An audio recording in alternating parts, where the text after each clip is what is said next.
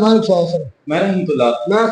آپ دیکھیں دوستو آپ کا اور ہمارا اپنا ریاکشن یوٹیوب چینل دوستو ویڈیو اچھے لگے چینل کو لائک شیئر اور سبسکرائب ضرور کر دیں. تو چلتے ہیں دوستو لونگا والا ڈاکومنٹری پر بھی جو 1971 میں ہماری وہ تھی نا وہ اس پر ویڈیو پتلونوں پر پتلون سرمنی پر ہماری ویڈیو لونگا والا ڈاکومنٹری 1971 کی. تو دیکھتے ہیں پہلے ویڈیو پھر بات کرتے ہیں. नमस्कार, जय हिंद, वंदे मातरम। 1971 एक ऐसा युद्ध जिसने दुनिया का नक्शा बदल दिया, एक ऐसा युद्ध जिसने दुनिया का दृष्टिकोण बदल दिया, एक ऐसा युद्ध जिसने रणनीति को नई परिभाषा दी. उस दुनिया बदलने वाले युद्ध में कई ऐसी लड़ाइयाँ थीं जो नज़ीर बनी. हम इस सीरीज में 1971 की उन्हीं लड़ाइयों की कहानियाँ आपको सुनाएंगे. पहली कहानी है भारत पाकिस्तान सीमा में राजस्थान के एक छोटे से पोस्ट लोंगेवाला की और उस पोस्ट पर तैनात 120 मतवालों की, जो रेगिस्तान के वीराने में इस पोस्ट की निगरानी में तैनात थे, जहां दुश्मन के नज़र डालने की गुंजाइश ना के बराबर थी. इसीलिए यहाँ चौकसी तो रहती थी, लेकिन अतिरिक्त तैयारी नहीं. भारतीय फौज का एक बड़ा हिस्सा भारत की पूर्वी सीमा से लगे ईस्ट पाकिस्तान में उलझा था और बाकी सेना जम्मू कश्मीर की सुरक्षा में लगी थी. पाकिस्तान ने सोचा अपने गिरेबान पर पकड़ ढीली करानी है तो कम तैनाती वाली सरहद से भारत में दाखिल हो जाए और इलाके पर कब्जा जमा ले, ताकि पूर्व की भरपाई पश्चिम में हो सके. दूर दूर तक बस रेत ही रेत, ना तो दुश्मन को कोई आड़, ना दुश्मन से हमें कोई आड़. तेज हवाओं में रेतीले टीले भी आज यहाँ तो कल वहाँ, इनका पता रोज़ बदलता रहता है. यहाँ सरहद पर नज़र रखना एक अलग ही तरह की चुनौती होती है. आम तौर पर इंटरनेशनल बॉर्डर का ये इलाका बॉर्डर सिक्योरिटी फोर्स की देखरेख में रहता है, लेकिन युद्ध के ऐलान के साथ ही भारतीय सेना यहाँ स्थापित हो जाती है. 1971 में भी ऐसा ही हुआ था. लोंगेवाला एक सामान्य सा पोस्ट था, लिहाजा 23 पंजाब की एक कंपनी को जिम्मा दिया गया. राजस्थान में भारत पाकिस्तान के बीच अंतर्राष्ट्रीय बॉर्डर है, यानी यहाँ सरहद को लेकर कोई मतभेद नहीं रहा है. यहाँ जैसलमेर ज़िले में सबसे लंबी रेतीली सीमा है, जिस पर सबसे महत्वपूर्ण इलाका साधे वाला था. लोंगेवाला पोस्ट पर पंजाब रेजिमेंट की 23वीं बटालियन की अल्फ़ा कंपनी तैनात थी. इसकी अगुवाई कर रहे थे मेजर कुलदीप सिंह चांदपुरी. लोंगेवाला पर किसी तरह का खतरा होगा ये किसी ने नहीं सोचा था. हाँ, वहाँ पोस्ट पर तैनात कंपनी ने एक ऐसी आशंका जताई थी, लेकिन उस समय ये आशंका बेबुनियाद लग रही थी. पाकिस्तान को इस बात का एहसास था कि हिंदुस्तान फौज कभी भी ईस्ट पाकिस्तान की ओर कूच कर जाएगी, और इसीलिए उसने 3 दिसंबर को पश्चिमी सीमा पर एक साथ भारत के 11 अग्रिम एयरफील्ड और रडार स्टेशनों पर आक्रमण कर दिया. पाकिस्तान की 18वीं डिवीज़न के जीओसी जनरल BM मुस्तफ़ा को जिम्मा सौंपा गया भारत सीमा में घुसकर आक्रमण करने का.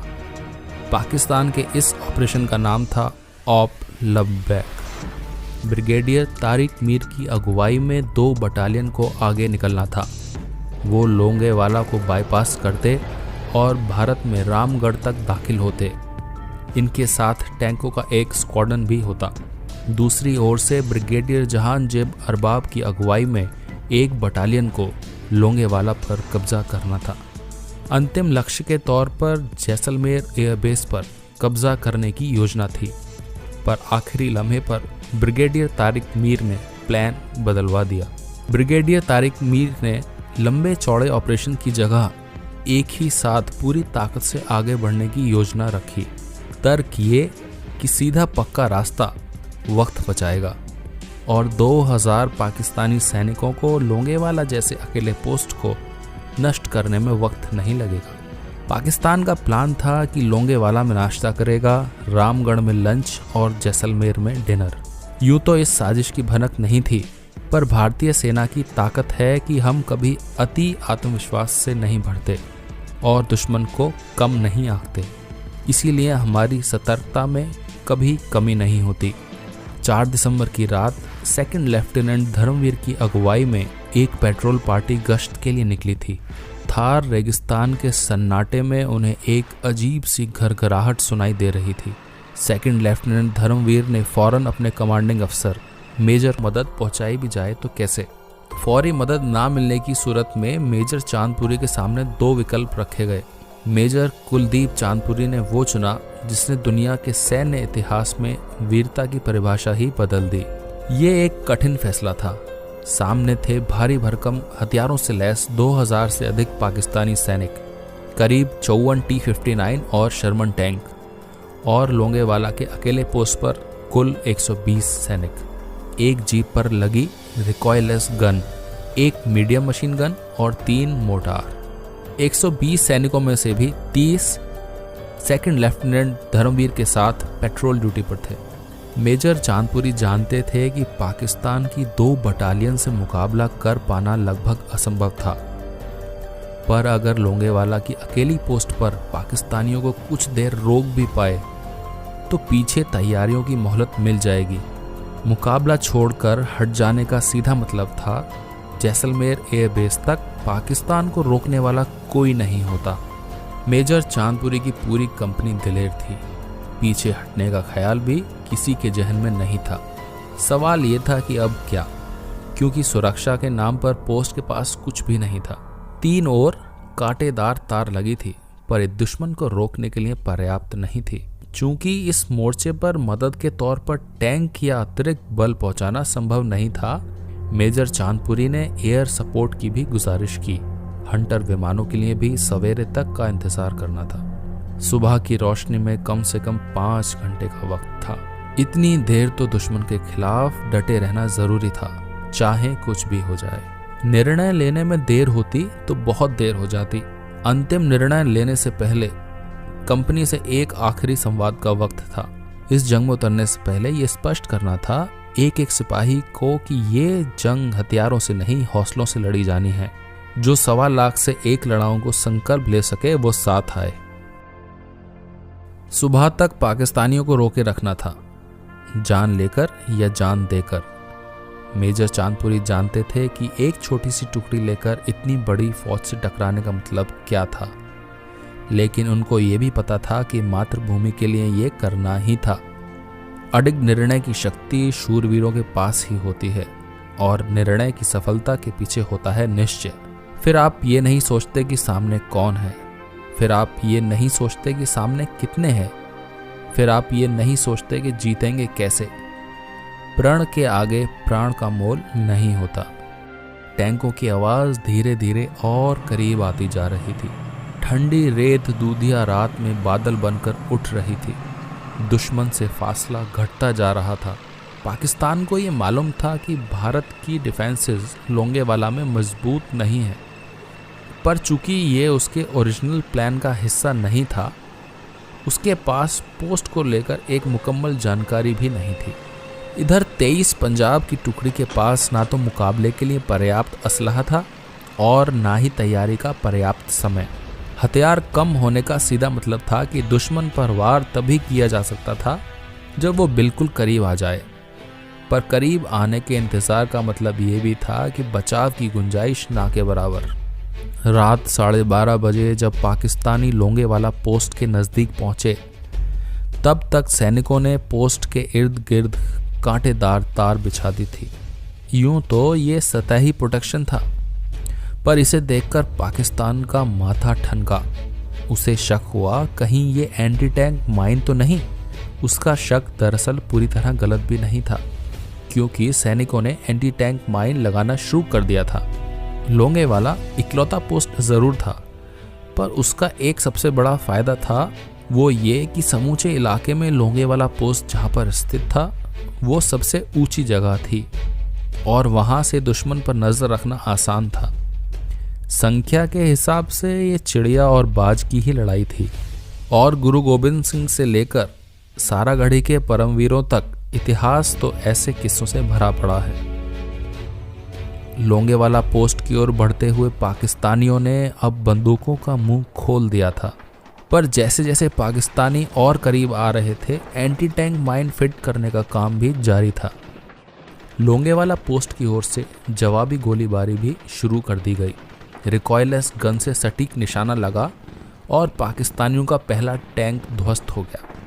आगे बढ़ता हुआ उनका दूसरा टैंक भी माइन की चपेट में आ गया। अब तक पाकिस्तानी पोस्ट के बेहद करीब पहुंच चुके थे।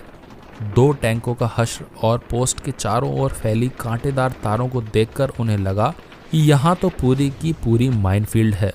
उनकी पूरी फौज वहीं ठिठक गई। इधर लोंगेवाला पोस्ट से भारतीय सैनिक अब उन टैंकों पर निशाना साध रहे थे जिसमें युद्ध के लिए ईंधन रखा था।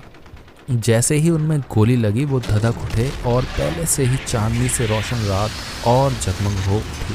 पाकिस्तानी सैपर अभी भी ये जांच ही कर रहे थे कि कटीली तारों में क्या माइंस बिछी हैं और साथ ही सरहद के भीतर दाखिल होने का दूसरा रास्ता भी टटोल रहे थे। इसी तलाश में उन्होंने पक्की सड़क छोड़ दी और रेत में टैंक उतार दिए। ये गलती पाकिस्तान को सबसे महंगी पड़ने वाली थी। रेत में फंसे पाकिस्तानी टैंक भारत के लिए आसान टारगेट थे। हमारे जाबाजों ने निशाना साध कर एक एक टैंक का सफाया करना शुरू किया और पाकिस्तानी बचने की नाकाम कोशिश में बुरी तरह छटपटा रहे थे। अब तक 12 पाकिस्तानी टैंकों को नष्ट किया जा चुका था। संघर्ष को करीब 5 घंटे हो चुके थे। अपने रथ में सवार होकर सूर्य तेजी से आसमान में आगमन कर चुके थे। मानो रक्त रंजित रणभूमि का प्रतिबिंब अब अंबर में दिखाई पड़ रहा हो। गोलियों की तड़तड़ाहट तब थमी नहीं थी जब आसमान से मौत की घरघराहट सुनाई पड़ने लगी। भारतीय सेना के हंटर विमान और HF-24 मारुत जेट जैसलमेर एयरबेस से उड़ान भर चुके थे। 4 में से 3 एयरक्राफ्ट को एयर डिफेंस रोल से अटैक रोल में परिवर्तित किया गया। रॉकेट रेल फिट करके उसमें रॉकेट लोड किए गए। रोशनी की पहली किरण के साथ ही विमान लोंगेवाला के आसमान में पहुंच चुके थे। पहले ही हमले में हंटर विमानों ने पाकिस्तानी टैंकों की कब्र बना दी। बाज की तरह झपट रहे हंटर को देखकर पाकिस्तानी सेना में खलबली मच गई। वो भागने की कोशिश भी करते तो कहां तक जाते। इधर विमान एक के बाद एक सॉर्टी कर रहे थे। अटैक के बाद फ्यूल और हथियार के लिए वापस जैसलमेर लौटते और फिर हमला बोल देते। पहले दिन के अंत तक पाकिस्तान के 15 टैंक तहस नहस हो चुके थे और 23 अन्य गाड़ियां नष्ट हो चुकी थी। लेकिन युद्ध यहीं ख़त्म नहीं हुआ। 6 दिसंबर को भी दुश्मन को खदेड़ने का सिलसिला चलता रहा। वायुसेना के फाइटर्स ने कुल 17 सॉर्टी की। लड़ाई के ख़त्म होने तक पाकिस्तान ने 37 और टैंक गंवा दिए थे। ज़मीन और आसमान के वीरों के संयुक्त प्रयास के कारण लोंगेवाला में पाकिस्तान की एक पूरी T-59 रेजिमेंट मिट गई। युद्ध के दौरान जो पाकिस्तानी मैसेज इंटरसेप्ट हुए उन्हें सुनकर आपको भारतीय शौर्य का बेहतर अंदाज़ा होगा। दुश्मन की हवाई फौज ने नाक में दम कर दिया है। एक हवाई जहाज जाता है और दूसरा आता है और 20-20 मिनट ऊपर नाचता है। 40% फौज और सामान हलाक और तबाह हो चुका है। आगे जाना तो क्या, पीछे मुड़ना भी मुश्किल हो गया है। जल्दी हवाई फौज मदद के लिए भेजो वरना वापस मुड़ना नामुमकिन है। लोंगेवाला के वीरों को उनके शौर्य के लिए सम्मानित किया गया। मेजर चांदपुरी को महावीर चक्र से नवाजा गया। लोंगेवाला में भारतीय जवानों की जीत पर खूब अध्ययन हुआ। ब्रिटेन के फील्ड मार्शल कार्वर ने लोंगेवाला का दौरा किया। मेजर कुलदीप सिंह चांदपुरी से युद्ध की समूची रणनीति समझी। आज इंग्लैंड, फ्रांस, बांग्लादेश समेत आधा दर्जन देशों की मिलिट्री एकेडमी में लोंगेवाला की लड़ाई के बारे में विस्तार से पढ़ाया जाता है। लोंगेवाला की जीत केवल सैन्य बलों के लिए शिक्षा का विषय नहीं, वो तो आम लोगों के लिए भी मिसाल है कि हौसला हो तो विरोधी की शक्ति से फर्क नहीं पड़ता। आज की इस कहानी में बस इतना ही है। अगर आपको ये कहानी पसंद आई हो तो वीडियो को लाइक करें, शेयर करें, सब्सक्राइब करें। तो जी दोस्तों वीडियो होगी खत्म। एक सेकंड। तो जी दोस्तों कुलदीप सिंह चांदपुरी 120 सोल्जर के साथ 2000 पाकिस्तानी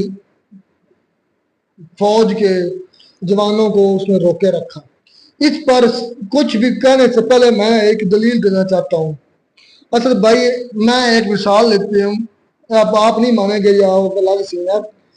आपके पास जितना मर्जी असला है, तुम हो ना, तुम्हारे पास जितना मर्जी असला है, राइफल है, पिस्टल है, जो भी है, मुझे तुम फर्क लो, तुम मुझसे कम से कम 100 फीट के फासले पर हो और मैं आपसे 100 फीट दूर हूँ और मैं सुरंग में हूँ। सुरंग मतलब कि एक वो खंदक जिसे हम बोलते हैं, खोदी हुई है, उसके अंदर हूँ।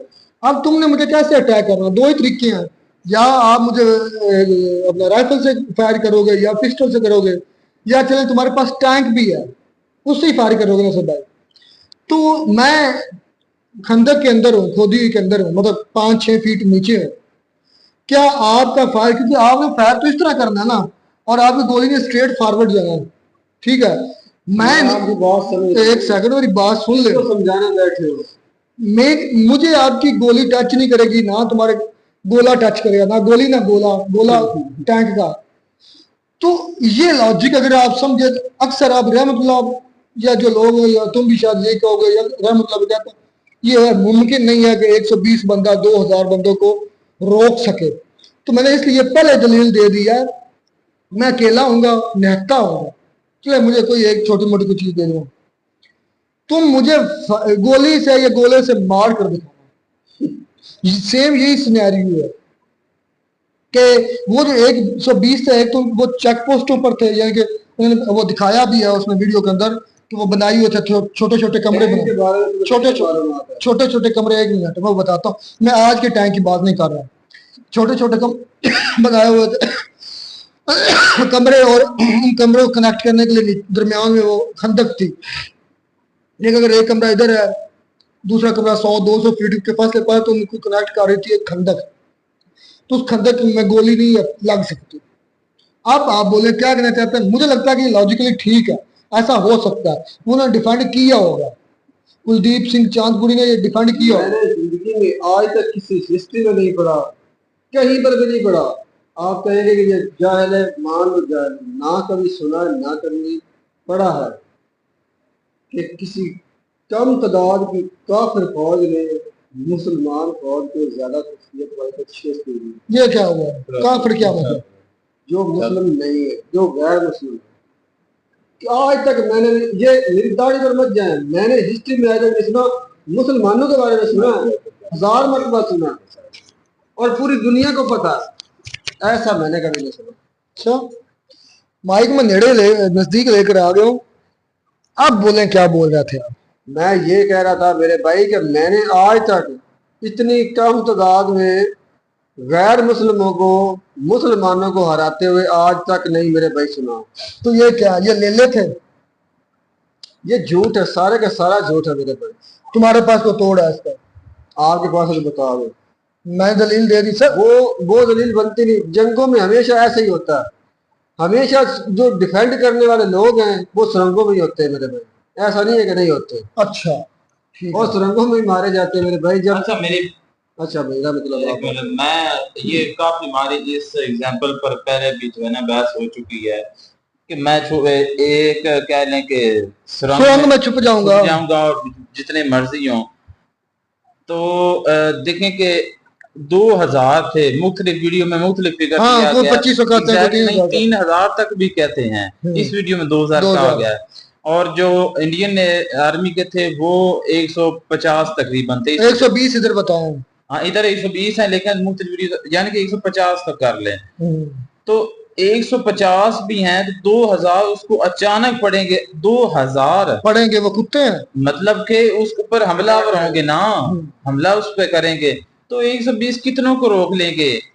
200 को रोक लेंगे, 3000 को रोक लेंगे। 1000 तो फिर भी हैं, और उनके पास टैंक भी है, उनके पास असला भी पड़ा है, और तैयारी से आना है। और वीडियो में ये बताया जाता है कि उन पर अचानक हमला हुआ इंडियन आर्मी पर। तो ये कैसे मुमकिन है? ये माइंड यार काम नहीं करता। इधर आके ना इसके कहने के काम। हमने एक भाई का व्लॉग देखा था इस लौंगे वाला एरिया में, उसने उधर टैंक दिखाए थे। वो टैंक, जिस टैंक कहते हैं 40 टैंक, इस वीडियो में 40 टैंक के बाद वीडियोस में 100 टैंक भी हमें सुनने को मिले। तो 40 टैंक के साथ, और उस भाई ने जो थे ना पाकिस्तानी टैंक जो इधर तबाह हाल में मौजूद थे वो भी दिखाए हैं। फिर मजे की बात मैं भाई, कहता हूँ कि उतनी छोड़ा करो जो सीने के काबिल हो मेरा भाई, उतनी फाड़ा करो, इतनी बड़ी ना छोड़ा करो कि जो कंट्रोल में ना आ सके। तो भाई असद आपने वीडियो में ये भी देखा है, फिर वो कह रहे थे कि एक 20 जवानों ने फिर रात भर उनको रोके रखा और सुबह इंडियन एयरफोर्स आई। हार जीत नहीं हुई थी ना, सिर्फ उन्होंने डिफेंड किया है। इंडियन एयरफोर्स ने फिर हमला किया था। असल मेन ये चीज है, यार क्या है ये? डिफेंड कर सकते हैं 120 200 को डिफेंड कर सकते यार, हैं। मैंने ना वैसे पाकिस्तान की मैं- तरफ से बड़े बड़े झूठ सुने हैं, लेकिन इसके आगे भाई वो कुछ भी नहीं है। तूफानी झूठ है, ये मेरी तो बात पूरा सुनो। एकांत ही है झूठों की। मैं हकीकत में कहता हूँ, चलो मान लो कि आज पाकिस्तान की फौज के पल्ले कुछ नहीं है, यही कह लो कि कुछ नहीं है पल्ले, आपकी आर्मी इतनी मतलब स्ट्रॉन्ग है।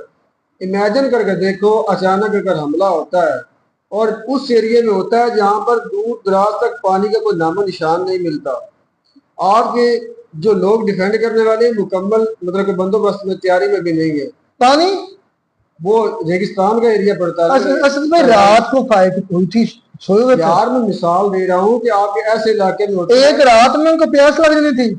मैंने प्यास की बात की है, क्या तुमने कहा? मैंने कहा कि ऐसा एरिया जहाँ से पानी मिलना भी मुश्किल है। हाँ, पानी के लिए उन्हें क्या करना? पानी को पानी से या तो फायरिंग करनी है। बात करने दो, अच्छा पहले मेरी बात complete करो करो। करो करो करो। ये मुमकिन नहीं है मेरे भाई, ऐसा कभी हुआ ही नहीं है और ना हो सकता है। ये एक फर्जी कहानी है, आप जिस एंगल से बना सकते हैं बना लें, इसके अलावा कुछ भी नहीं है। अच्छा, 93,000 वाली भी फर्जी कहानी है। वो भी फर्जी कहानी है मेरे भाई। अच्छा, जो इंटरनेशनल इस पर एक मर्तबा ना, असल भाई मैं आपको एक चीज मजेदार बताता चलो। मेरे पास जो मेरे दाएं हाथ पर बैठा, बाएं हाथ पर बैठा ना लड़का, रहमत इसका नाम है, इसने मुझे से चैलेंज किया था। चैलेंज ये हमारा हुआ था, मैंने कहा कि 93,000 थे, इसने कहा 93,000 नहीं थे, 90,000 इससे भी कम थे। मैंने कहा 93,000 थे, कम बेश 50-60 ऊपर नीचे का मुझे नहीं पता लगा, 93,000 करीब है। तो इसने मेरे साथ बेट लगा ली, बेट में शर्त लगा ली। फिर हमने सर्च किया, फिर हमने गूगल खंगाल दिया, जितनी गूगल पर इंफॉर्मेशन बिल्कुल राइट होती है। मैंने एक वेबसाइट, एक चैनल, एक नहीं देखा। मैंने इसको कम से कम 10 से 15 उस वक्त बैठे बैठे दिखाए थे। बाद में जो किए वो लग गए। वो चैनल थे, वो सारे के सारे, कुछ थे बीबीसी थी इंग्लिश, हम उर्दू भी नहीं था, हिंदी भी नहीं था, बीबीसी के थे। इंडिया का एक दो चैनल थे, पाकिस्तानी नहीं थे, पाकिस्तानी डॉन था सच, हाँ डॉन। जब ये माना था ना, वो डॉन की रिपोर्ट से माना था। डॉन जो इंग्लिश चैनल है ना, नहीं माना था। तुम नहीं माना था, ये मैं झूठ अभी बोल भी रहे माना, हो, मेरी तुम बात- झूठ बोल रहे हो। तुम ऑफ कैमरा माने थे, मैं बताता हूँ सच जो यार। हम इधर से उठे, ये नहीं मान रहा था, इसने उसको कहा फिर देखेंगे, बात करेंगे। फिर हमने वीडियो खत्म की, वीडियो खत्म करने के बाद हमारी फिर इस पर बहस हुई, काफी बहस हुई। मेरे साथ असलम भाई था, इतनी बहस हुई कि ये फिर एंड पर मान गया। ऐसा कहा हाँ जी मुझे पता है हुआ, ये बेट भी माना कि मैं हार गया हूँ, मैं खिलाऊंगा। ये भी ये माना था कि मैं खिलाऊंगा आपको, बात पार्टी complete करो। पार्टी खिलाऊंगा। बात मुझ से करें ना तो आप बात करें। मतलब ये मान गया था। जब ऑफ कैमरा गया था, मुझे पता है 93,000 ही थे, मैं आपको पार्टी खिलाऊंगा। ये ऑफ कैमरे की मैं बात कर रहा हूँ, ऑन कैमरा ये नहीं माना था, ये सच यार बात मैं है। भी बताता हूँ, इन्होंने इतना तंग किया, वो मैंने ऐसे कहा कि यानी कि इन्होंने तंग होने की वजह से, आए। हकीकत में नहीं माना। ओए, और आज झूठ। इस बात को क्यों? मैं मानता हूँ, मेरी क्यों? इस बात को मैं मानता हूँ कि बाकी इन्होंने सपोर्ट किया, लेकिन 93,000 के फिगर को मैं आज भी एक्सेप्ट नहीं करता। ये जो जब से ये चैनल आप पर बैठे हैं यहाँ पर चैनल पर, मैं आपसे पहले बैठा था जी जो मतलब वो गुलजार भाई, नहीं भाई मैं आपसे पहले था, नहीं, बाद में आप नहीं, आया। रहमतुल्लाह की बात हाँ कर रहा हूँ। हाँ अच्छा, ये बहस हमारी ऑफ द कैमरा भी बहुत ज्यादा मरतबा, बड़ी हुई है, हमारी बड़ी झड़प ठीक होती है। रही है। और मैंने आपको हमेशा कहा है कि ये इंडिया पाकिस्तान की जंग नहीं थी, ये जंग थी बांग्लादेश के जो हिस्सा था पाकिस्तान का, हाँ उनका हाँ अलहदा होना। बिल्कुल ऐसे ही है, ठीक है। ये थे बिन बुलाए मेहमान, इसलिए क्योंकि इनका एरिया आता था बीच में, ये खुद इन्वॉल्व हुए थे, हमने इनको तंग नहीं किया। असल अच्छा, उसके बाद क्या हुआ? लंबी होगी या बात, या कंक्लूड करो। उसके बाद क्या हुआ था? ये जंग रुकी क्यों थी? इस सरेंडर हमने कर दिया था, किसके आगे सरेंडर किया? इंडियन आर्मी किसके का, कहने पर किया था? इंडियन आर्मी के कहने पर। आपको फिर हिस्ट्री आप चारों तरफ गिर गए थे, छितर पड़ने वाले थे, आपको फिर हिस्ट्री का पता ही नहीं। क्योंकि जो के न्याजी क्या उसका नाम था, मुझे ये उसका नाम भी भूल गया है, न्याजी बोलते थे, वो जर्नल था पहले, बड़े उसके इंटरव्यूज है बीबीसी पर, अभी भी पढ़े, जाकर देख लो, बड़े बड़े के मारे हम खून के आखिरी कतरे तक लड़ेंगे, हम इंडिया को नानी याद दिला देंगे, हम वो कर देंगे, हम वो कर देंगे, हम सरेंडर तो करेंगे नहीं, हमारी नस्लों में नहीं लिखा सरेंडर करना, हम मर जाएंगे सरेंडर। ये ऑन रिकॉर्ड उसकी बातें मौजूद है, मैंने इन आंखों से इन कानों से इसकी ये बातें सुनी है, देखी है उसकी ये उस न्याजी की बातें। मेरी बात कंप्लीट होने दो, मेरी बात कंप्लीट होने दो। फिर वही न्याजी मैंने इन आंखों से गुनाहगार अपनी शर्मिंदा आंखों से देखा, वही न्याजी इंडिया के जर्नल के सामने साइन ऑफ सरेंडर कर रहा है और पैंटें उतरती हुई मैंने खुद आंखों से देखी। उन्होंने पैंटें उतारी, मैंने बट जो बंदूक का बट है पाकिस्तानी सोल्जर को लगते हुए खुद देखा है। उन्होंने कहा चलो उतार बेगारत, सरेंडर की उतार पैंट। मेरी बात सुन, ये जो सरेंडर है ना मेरे भाई, ये इंडिया के कहने पर नहीं हुआ था, ये इंटरनेशनल लेवल पर इस जंग को रोका गया था मेरे भाई। इस बात इसके बारे में रोकना और चीज होती, सरेंडर करना होती है। जैसे भाई ये भी नहीं तो अभी तो ये भी नहीं पता यार, तुम बोलते हो मैं सुनता हूँ ना, मेरी भी बात सुन जाएगा। जब इंटरनेशनल लेवल पर ये जंग रोकी गई, इंसानियत का कत्लेआम इसको कहा जाता है कि ये रोका गया, तो तब इंडियन आर्मी ने अपनी बेगैरती दिखाई। जब यहाँ से इनको पीछे से सपोर्ट बंद हुई, इन लोगों ने हथियार डाले, ठीक है हम जंग को बंद करते हैं, ये कोई इंडिया का कहने पर नहीं हुआ था मेरे भाई। तब इंडियन वालों ने जब ये सरेंडर हुए, मतलब कि फौज सरेंडर ने ये माना उस हुक्म को, तो तब इन लोगों ने कहा कि ये हमारे सामने सरेंडर हुए, आप हमें साइन कर दें। आपने खुद माना कि सप्लाई बंद हो गई, बंद किसने की थी? मेरी बात सुनो, बंद खुद ही हुकूमत ने बंद की, पाकिस्तान की हुकूमत ने मेरे भाई बंद की। इंडिया 1971 की जंग इंडिया तो इंडियन की नहीं मेरे भाई, इंडियन आर्मी ने बंद की थी 1971 क्योंकि पाकिस्तान की सप्लाई के दो की नहीं मेरे भाई। एक मिनट मेरी बात कंप्लीट कर। तुमने कहा कि सप्लाई बंद हुई, 2-3 रास्ते थे इंडियन पाकिस्तान जो फौज को सप्लाई के। एयर थी, उसमें इंडिया आता था क्योंकि जारी बात टेरिटरी इंडिया की थी, उधर हमारे हवाई जहाज जो भी, फिर या समुद्री रास्ता था वो भी हमारा इंडिया से होकर हमारा गुजरता था, फिर या हमारा जमीनी रास्ता था उसमें भी इंडिया आता दरमियान में। तो इंडिया ने हमारी सप्लाई चेन काटी थी, इसकी वजह से हमें सरेंडर। फिर भी कहते हैं कि वो जो हमारा न्याजी भिगोड़ा था ना सरेंडरी, उसके पास अभी भी 2 से 3 हफ्ते लड़ने का जो था सामान। मेरी बात सुन, आर्मी का कोई अफसर से लेकर जवान तक कब तब तक लड़ता है जब उसे पीछे से ऑर्डर होते हैं। एक मेरी बात सुनना, मैं सुन रहा, ये बिल्कुल कानून है, चाहे ये इंडिया की आर्मी, चाहे अमेरिका की, चाहे पाकिस्तान की। सरेंडर किया कि नहीं किया, मेरी बात सुन, ये वजह जो भी थे। एक मिनट मेरी बात सुन ले, तू जितना तेज बनना चाहता है ना, मैं तुम्हें हकीकत बताता हूँ। सरेंडर हमेशा पाकिस्तान की आर्मी को पीछे से ऑर्डर हुए, पाकिस्तान ने दिए तो वो सरेंडर हुए। मेरी बात सुन, इंडिया के कहने पर नहीं हुए, ये इंटरनेशनल लेवल पर जंग को रोका गया है, तो तब ये बेगैरती यार भाई क्या बच्चों की बात कर, रोका जाता है तो रुक जाते ना जाएंगे तो दोनों। सरेंडर क्यों हुआ? बेगैरती यहाँ पर ये है कि जो इंडियन फौज थी उन्होंने कहा कि अब ये हमारे सामने सरेंडर हुए हैं। इंटरनेशनल लेवल पर ऐसा तुम्हारा दिमाग, तुम इनके पास हथियार था, इन्हें आर्डर होता है। आस्था बोले, इसमें इतने जज्बाती में क्या बात है? पैंटे ले आए, मैं सब ये क्वेश्चन पूछना चाहता हूँ। जो भी मेरे भाई सोल्जर होता है ना, चाहे दुनिया के किसी हिस्से का भी हो, जो बेगैरत कौम होती है ना, बेगैरत लोग होते हैं, वो ऐसा करते हैं। जो खुददार लोग होते हैं ना मेरे भाई, वो कभी किसी जवान की बेगैरती नहीं करते, ऐसे कभी उसके साथ ऐसी ज्यादती नहीं करते। कैसे? आप दुनिया में कहीं पर भी देख लो, जंगे हुई हैं, लोग जीते भी हैं, हारे भी हैं, जो लोग सरेंडर करते हैं उनके साथ कभी ऐसा नहीं करते। तुम पर हिस्ट्री नहीं पढ़ी? मैंने बहुत अच्छी तरह पढ़ी। तुमने पढ़ी नहीं? तुमने हिस्ट्री नहीं पढ़ी? मैंने बहुत अच्छी तरह से पढ़ी है मेरे। जो सरेंडर करते हैं उनके पास जो सलूक होता है, तुम्हारी सोच है। मैंने शुक्र करो, देखा है, शुक्र करो, अभी इंडियन ने आपके फौजी आपको लुटा दिए, शुक्र करो। साल पूरा उनको खिलाया पिलाया है, उनको रखा है अपने मुल्क के अंदर, अपने मुल्क से दाना। मैं तो कहता हूँ पाकिस्तान ही नमक रहा उनका, वो जो 93,000 पलते रहे सुअर की तरह, पेट बड़े बड़े कर आ गए थे, 1.5 साल के साल उनको खिलाया इंडिया ने। आपको इस्लाम की हिस्ट्री के बारे में पता? नहीं, मुझे नहीं पता। मैं उसी रूह से बात करता हूँ, मैं उस रूह में जाने नहीं जाता। हमारे कानून में कहीं पर भी ऐसा नहीं है कि जो आपके सामने सरेंडर करे उसे आप कत्ल करें, उसके साथ आप बस सलूकी करें, ऐसा कुछ। बहरहाल पिच गिली थी या बारिश आ गई थी या बॉलर जो हमारा बॉलर की टांग टूट गई थी या बैट टूट गया था या विकेट टेढ़ी थी या शायकीन छितर मार रहे थे, ये कोई भी नहीं गिनता। गिनता ये कि जीता कौन, मकसद मेरा बात करने का ये है कि सरेंडर किया वजह जो भी थी, उधर डूब के मर जाते चिल्लू भर पानी में सरेंडर करने से पहले, क्योंकि हमारी ना मेरी बात सुनिए, आर्मी गई तेल लेने, हमारी मुसलमानों का अकीदा है कि जब नॉन मुस्लिम से हम जंग करते हुए मर जाएं, शहादत है सीधा जनती है, सरेंडरी जो है वो कभी जनती नहीं हो सकता। मिलते हैं नई वीडियो में। तो असद भाई पहले बहुत लंबी वीडियो हो गया, आप बात करने नहीं देते, वीडियो कहाँ लंबी हुई है, आपने फिर इस्लाम को बीच में घुसेड़ दिया। इस्लाम के बारे में जानो पहले। हजरत ज़रार को पकड़े गए, कैद कर लिया गया, तो क्या उन लोगों ने अपना गला काट लिया अपनी तलवार से? नहीं, वो लोग छुड़ाए गए, फिर जहाज में शामिल हुए। असद भाई लड़ने वाली कौन सी बात है?